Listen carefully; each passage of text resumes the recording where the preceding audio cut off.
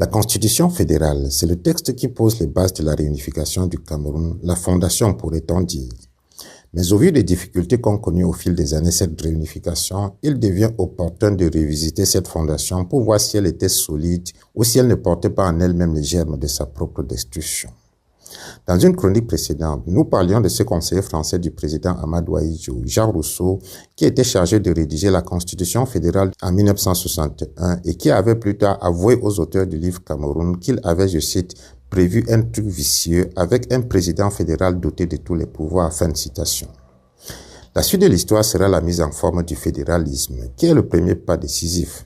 Selon les auteurs du livre cité en référence, la réforme constitutionnelle, simple adaptation de la constitution précédente, est adoptée le 14 août 1961 par l'Assemblée nationale. Promulguée le 1er septembre, elle entre en vigueur un mois plus tard, le 1er octobre, sans référendum ni élection. La garantie de nombreuses libertés individuelles, qui était citée explicitement dans le préambule de la Constitution de 1960, a disparu dans celle de 1961. Les listes des matières fédérales longues et précises marquent notre volonté de tendre, autant que faire se peut, vers une homogénéité réelle de notre vie politique, explique le président Ahidjo en présentant le texte à la représentation nationale. En réalité, la nouvelle constitution n'a de fédéral que le nom. Et par un joli tour de passe-passe, elle a encore permis au président camerounais, au fil des négociations de Fouman, d'élargir ses prérogatives et de renforcer son pouvoir sur l'ensemble du système politique. D'autant plus que la nouvelle constitution octroie au président Ahidjo, au nom d'une transition harmonieuse, une nouvelle période de 6 mois de plein pouvoir pendant lesquels il peut légiférer par voie d'ordonnance. L'état d'urgence, qui a été prorogé tous les 4 mois depuis le 8 mai 1960, se proroge le 4 octobre dans une nouvelle république fédérale pour 6 mois renouvelables et s'étend désormais à partir de novembre 1961 à une partie du territoire anglophone, laquelle est en outre désormais accessible aux troupes de l'armée camerounaise formées par les Français.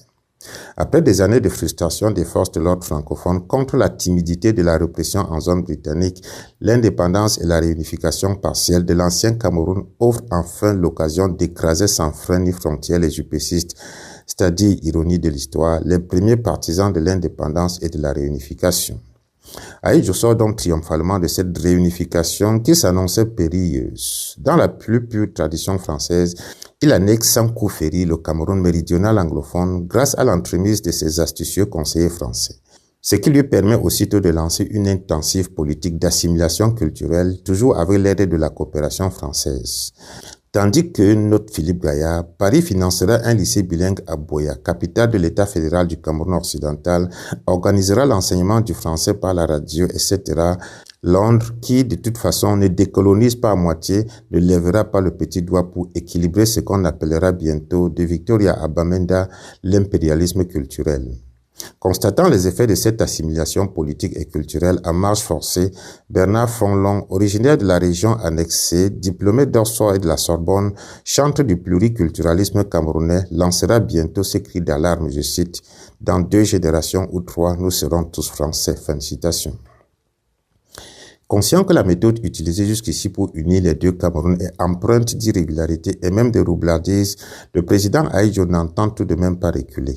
Au contraire, relate Thomas Delton Bessi, je cite, « Se méfiant des élections, qu'il sait devoir truquer pour les emporter, le président camerounais donne la primauté à l'État sur le peuple. C'est le premier qui doit former et informer le second, et non l'inverse. Fidèle à la politique coloniale et inspiré par le système de l'Amida du Nord Cameroun, il cherchait des agents intermédiaires susceptibles d'intercéder entre le pouvoir central et les masses populaires. La constitution faussement fédérale de 1961, qui donne un fauteuil de vice-président à un représentant du Cameroun occidental anglophone, est une illustration de cette philosophie. La composition des gouvernements fédérés du Cameroun oriental francophone aussi. Le président distribue les postes en fonction des appartenances régionales plus qu'en raison des compétences. La nomination du sudiste Charles Assale comme premier ministre en 1960 et sa reconduction comme premier ministre du Cameroun oriental en 1961 permet par exemple au président nordiste de s'assurer un soutien dans une zone qui lui est en général hostile. Distribuant ainsi ses faveurs en fonction des critères ethniques, le régime cherche à faire croire à des populations dont il sollicite rarement le suffrage qu'il les écoute quand même par le biais de leurs représentants naturels et qu'il répond à leur désir de forger l'unité de la nation en puisant dans la richesse particulière de chacune de ses composantes.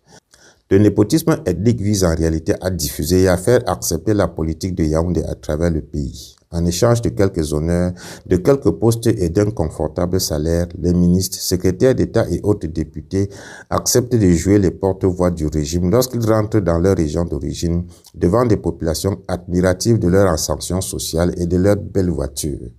Lorsque les mêmes envisagent de sortir de ce modeste rôle et de prendre des initiatives trop hardies, comme par exemple signifier en haut lieu que telle ou telle mesure est mal acceptée par les administrés, une simple menace fait prestement oublier de telles velléités. Car le président n'a pas seulement le pouvoir de nommer à tous les postes, il a également celui de destituer. Fin de citation. On assistait là à l'unité par la force, chaque bénéficiaire d'un poste ayant obligation de faire rallier son village.